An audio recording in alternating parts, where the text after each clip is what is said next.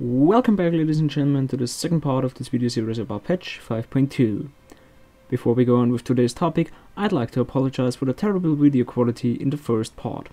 My monitor did lie to me and said it was fine. Therefore, I threw him into the fires of hell and bought myself a new one. Anyway, let's take a look at some alternative sources for gaining reputation in 5.2.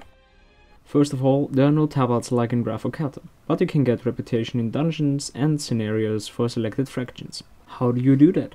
It's pretty simple. You go to the Dungeon Finder tab. There you see that I already have selected a fraction for which you will get reputation at the end of the dungeon or a scenario. If you haven't selected one, there will be a button that will link you to your Reputations tab. Taking a look at the Reputations tab, we will see two things have changed. Number 1.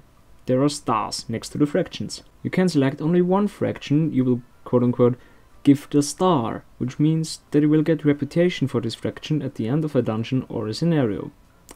The second thing we will see is that some fractions have an arrow pointing upwards at the left side of the bar. This indicates that you have bought and activated a grand commendation for this fraction. These commendations have been patched into the game with patch 5.1. They require a weird reputation level, and when you activate it, you will get twice the reputation for this fraction as you would get normally. Going back to the Dungeon Finder tab, we will see that with an activated commendation, we would get 600 rep at the end of a dungeon and 400 rep at the end of a scenario for our fraction of choice. But you will get it only once a day, so choose wisely. Or, alternatively, go and complain in the forums about how this is yet another artificial limitation to your playstyle. Anyway, let's head on with another way to gain reputation in patch 5.2. In a separate video, I will show you Zandalari Warbringers and Zandalari Warscouts. They have 5 spawn points in Pandaria, and killing them gives you stolen Insignias.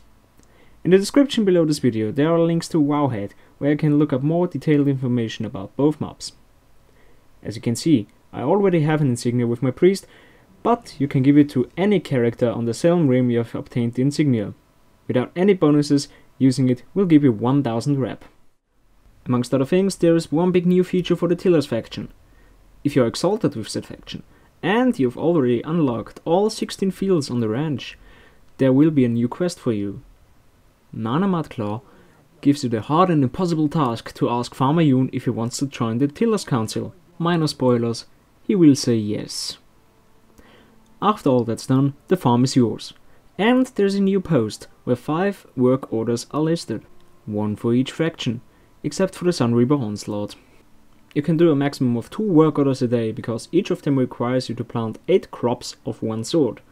Well, technically you can do more, but it will cost time, nerfs, gold, and a lot of luck that you can get the 8 bursting crops required so that you can pull this one off.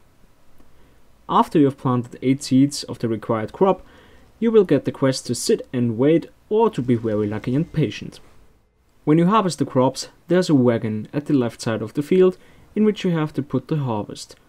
Doing that yields 1 little charm, 400 rep and some gold. The last 2 things I've shown you are only for the old Pandaria fractions. But there's an alternative reputation source for the Sunreaver Onslaught / Kirin'Tor that could be found on the Isle of Thunder King. Supply Bow, as well as the quartermasters of the Sunreaver Onslaught or the Kirin'Tor, sell insignias and great insignias for tattered historical parchments, which you can loot in the Treasure Run solo scenario. I will show this scenario in the video about the Isle of Thunder King. The price of a normal insignia is 1 parchment. For a great one you will need 10 parchments. Those insignias are Battle.net compound, just like the stone insignias I've shown before. If you're lucky, you can get those insignias in the bounty you will get for completing all the daily quests on the isle as well. The alliance equivalent are the Kirin'Tor insignias. The small insignias yield 25 reputation without any bonuses, and the great one yield 250 reputation without any bonuses. For this part, I'm out of topics to show you. With that said, I will see you guys next time.